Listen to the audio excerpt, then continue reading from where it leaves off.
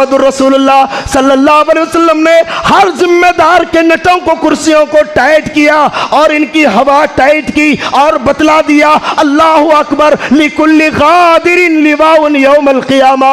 ए जिम्मेदारों, चाहे तुम जमात के जिम्मेदार हो, जमीयत के जिम्मेदार हो, मिल्ली तंजीमों के जिम्मेदार हो, गांव के अमीर हो, मस्जिद के सदर हो, सब सुन लीजिए। अल्लाह के नबी ने इरशाद फरमाया क़यामत के मैदान में जिसने जमात को धोखा दिया होगा, अपनी बाप की प्रॉपर्टी समझकर जमात का पैसा खाया होगा, मदरसे का पैसा खाया होगा, जमात की जमीन हड़प की होगी, कब्रिस्तान का खाया होगा, ईदगाह का खाया होगा, ये ऐसा बड़ा गद्दार है।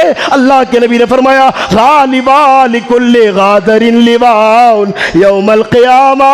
क़यामत के मैदान में जब ये आएगा, अल्लाह सारी मखलूक़ात के सामने, इसके चूतड़ों के बीच में और इसके पिछवाड़े में अल्लाह एक झंडा गाड़ देगा और दुनिया को बता देगा, लोगों ये वही झंडा है जिसके मक़द में, जिसकी सूरीन में और जिसके पैखाने के रास्ते में गाड़ा गया है। ये वही इंसान है जो दुनिया के अंदर जिम्मेदारी तो लिया था, कौम के साथ गद्दारी किया था, जमात को लूटा था, जमीयतों को काटा था, जमीन हड़प की थी, मदरसों को ज़ुबा किया था। आज इसके मक़द में झंडा गाड़ के बतलाया जा रहा है, देखो जमात के साथ धोखा करने वालों का अंजाम क्या हुआ।